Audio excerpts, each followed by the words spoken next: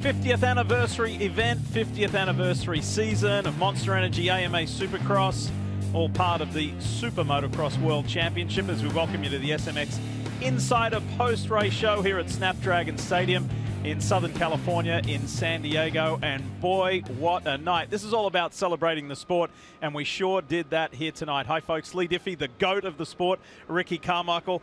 So I want to say before we really get our teeth into it, this season has had the most extraordinary start. Whether you're talking qualifying times, last chance qualifiers, heat races, or main event winners, there's been a different winner in every single category or session, or however you want to describe it. That's extraordinary. Well, it is, and that just shows you the parity that is in this class. I mean, there are so many guys capable of winning, capable of being the fastest guys, and it's going to be very, very exciting. They're all healthy, and they're all eager to win because I believe that they know that they have a shot at this. I know that we only have 3 in the books right now, but man, it is heating up to be a really good points or a really good championship. And when I look at it, some guys that were favorites in the championship are pretty far back this early on, so they got a lot of work ahead of them, which is only going to make it that much more interesting.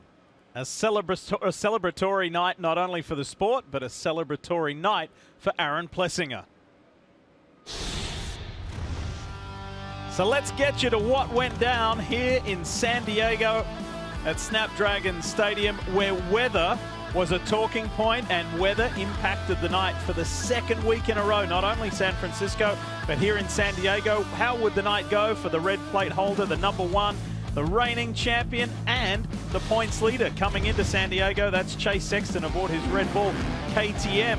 So let's get to the action and show you what went down. And boy, the track was slippery and challenging. Yeah, Justin Cooper comes out firing on his Monster Energy Yamaha Star Racing machine. And look at that. The defending champ Chase Sexton goes down with Malcolm Stewart. And this was a really challenging section coming off of that start right there. Ruts going everywhere, and hated to see that for these two guys. It was kickstart Ken Roxon who got a brilliant start. Took off nice and early, but he had company with Justin Barsha, hot in pursuit aboard his Gas. Unfortunately, great night in San Francisco, not so great here in San Diego for the 3, the multiple-time champ Eli Tomac. Yeah, you can see right there adjusting his clutch lever. It looked like it was bent up from the collision there with Christian Craig. Hated to see that, but I got to give it up to Aaron Plessinger. That was a clutch pass, and what I mean by that, Barsha tried to hold him off, and he really pushed it right there to get by him. This was a huge moment. Roxon crashing out of the lead. It opened up the gate for Plessinger.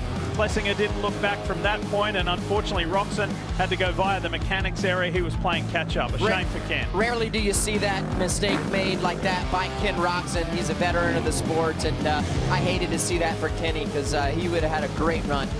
So you may remember that Plessinger almost won the Detroit race last year. He led 20 of the 22 laps.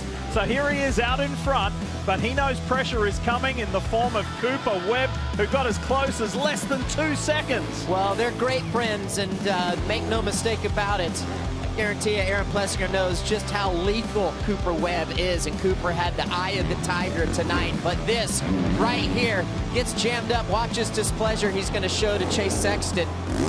Yeah, you know, I don't agree with, I don't agree. I think that Chase could have gotten out of the way. So that's the sub-story, the main story, the headline. The Cowboy rode high in California. First 450 career win. And it wasn't only Plessinger celebrating, he was getting congratulated by his peers, his competitors, his rivals. This was a universally celebrated victory just because of the person that Aaron Plessinger is. He gives so much to the sport, and the sport has given him the ultimate by being a 450 main winner. That's been a long time coming for him to stand in the middle of a big-time podium like that. Well, I can't wait to see what he is able to do next weekend at Anaheim. I'm just hoping for a race that isn't muddy. I missed the season opener, and it's muddy last weekend and this weekend. So much of the race was about Plessinger and Webb, the storming Webb, but Justin Barsha had a great ride. Jet Lawrence came back through the field. He and Jason Anderson had an altercation late in the race. We'll show you that in a moment. Dylan Ferrandis continues to be the quiet achiever, and Hunter Lawrence with back-to-back main event appearances and more points gathering. Speaking of the points, have a look how tight it is, RC. There you go, but keep your eye between 4th and 7th. Those guys, you got a two-time Supercross champ, you got another two-time Supercross champs, and a one-time Supercross champ with Jason Anderson. Yeah, watch these guys. It's going to be interesting going to the first Triple Crown next weekend. But before we get there, let's hear from the man of the night with Will Christian. Okay, so what you guys are seeing on screen right now, this is Aaron's mum and his grandma who are FaceTiming in here to share in this amazing moment. Smile, Grandma, you're on TV. Yeah, say hi. NBC post-race show. Yeah. And we got Jay Dungy with us here, of course, Aaron's mechanic. And Aaron, I mean, you're on a high right now with smiles. I just said to Jade, I don't think we're going to see him wipe that off his face here for a matter of days. Not for another week. This is, it's hard probably to even try and sum up how much this means. We've got Jade here with you because we know it's not just Jade, it's the whole team, but obviously he's such an integral part of what you do.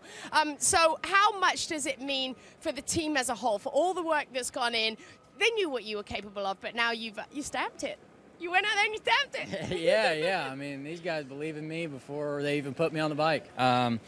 Yeah, Jade's been there every step of the way. He's went to bat for me, and I can't thank him enough. And man, we've made so much progress in the last 2 years, and it's showing. Like, I mean, we won the last 2 races, and it feels great. It feels awesome, but. You know, we still got a long season to go. I know it's my first win, but we got a red plate to hold on to now, and yeah, I'm ready to do it. This is a good start to an even better season, and I always say when's a better time than now. It's awesome. I'm feeling good. I'm ready to go back, do some work this week, and get back out there at A2 and do the same thing. Hopefully. Get off to some good starts and keep this red plate handy. Good plan. I like your plan. Jade, I mean, you were just talking off camera there to Aaron's personality and how well that works within the team, how much it means to you guys, the work that he puts in. So just kind of tell us what that's like for you behind the scenes, what the whole team are like with him. You know, with AP, he's always down at Eldon's. He's doing the work, and he's busting his butt. So, you know, back at the shop, we're making sure we're doing everything we can to give him the best possible bike and suspension setting and stuff. So it just feels good that he did this, and all the hard work, it just shows, you know, what he's been putting in. He got out tonight, and I'm just proud of him, man. It's so cool. It was my first win as a mechanic in the 450 class, so I'm glad we did it together and got the monkey off our back, and you know, we're just gonna keep plugging away and keep doing our work. So it's gonna be good. And congratulations to you for that first win. You've told me a few times that you knew that he was capable of this, but you needed him to realize that he's capable of this. So is this it? Is this a switching gear?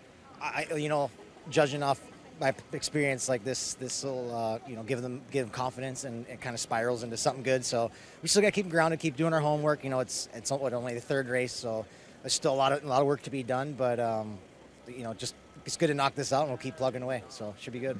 Well, that sure looks good on the bike there. So congratulations, and there'll be a red plate to go with it as well next. Yeah, they just told me that, so I got to get some red plates made. Decal works, I'll hook it up though, so we're good. Enjoy it and then get busy. Congratulations, guys. Headlines in the 250 class as well. It wasn't just the 450s that stole the show, because plenty happening in the 250s with Jordan Smith proudly boasting the red plate aboard his Monster Energy Yamaha Star racing bike, because he has had a terrific start to the season. What would go down in the main event? Well, what would go down after the gate dropped was RJ Hampshire with a flyer. Yeah, he came out here in a rough weekend last week at San Fran, and this was a race where he certainly had to rebound for sure, and this was a great pass, or trying to make a pass by Levi Kitchen, number 47 there on that Monster Energy Kawasaki Pro Circuit machine. He's going to end up crashing eventually, and it's going to be right here. He goes to the outside, and as he does that, very similar to how Ken Roxon went down, he will remount and come back up the field and make some good passes. He had back-to-back podiums to start the season, but it wasn't to be 3 in a row. So Ajay Hampshire out in front, but here comes the challenge because he almost falls off his Husqvarna, and Garrett Marchbanks goes blasting by into the lead. Well, you just wondered. You saw Marchbanks starting to reel in RJ Hampshire, and Marchbanks coming off an incredible heat race win, a great run, but he gets absolutely ruined right here by this lapper. He isn't able to double, and look at Nate Thrasher. He gained so much time leading passes for the lead. Thrasher was looming and had a terrific ride from deeper in the field, but that was the ride that Thrasher was looking for. But check this out with RJ Hampshire late in the race. He's going to try to make the pass, and as he does that, he accelerates on the outside, and it was really loose right there and probably a little wet, and as he did that, he grabbed too much throttle, the bike's over-rotates, and down he goes. So not just Jordan Smith grabbing the headlines for Monster Energy Yamaha Star Racing. How about Nate Thrasher? After frustration in Anaheim and San Francisco, the teammates celebrate in San Diego by holding 2 of the 3 spots on the podium. Welcome back. That's welcome back to the winner's circle for Nate Thrasher. Look at that. That's the Thrasher we know. Great job, Marchbanks and that Club MX Buckoff FXR Yamaha team. And yes, the blue crew, that means the Yamaha gang, they're celebrating, sweeping the podium in a Thrasher Marchbanks Smith affair. Joe Shimoda, unfortunately, again, a poor start, put him behind at the beginning. He worked his way through to a solid 4th. So that takes us to the points. After 3 rounds, 3 different winners, Jordan Smith has an 8-point advantage over Levi Kitchen. Yeah, I like what I'm seeing here on the points. I mean, Jordan Smith, he's the favorite. I want to see him keep it together. It's going to be a lot of fun to see what happens next week, hopefully on a dry track in Anaheim. So you would say in this 250 West Championship, RJ Hampshire was the overwhelming favorite coming into the season, and he won Anaheim. But he looked good at Anaheim, too. That was a dominant performance. But he sits 4th now. So what do you say to somebody like RJ Hampshire? Well, I mean, it just seems like year after year, it's the same thing. Well, I fell down, or, well, I did this, or... Yeah, he came in, and I love his aggression. That's what I really appreciate about RJ Hampshire's riding, is he goes for it. But it just doesn't seem like he's in the moment where he doesn't anticipate things like what happens. He was going to make the pass try to make the pass on Marchbanks to get up that inside.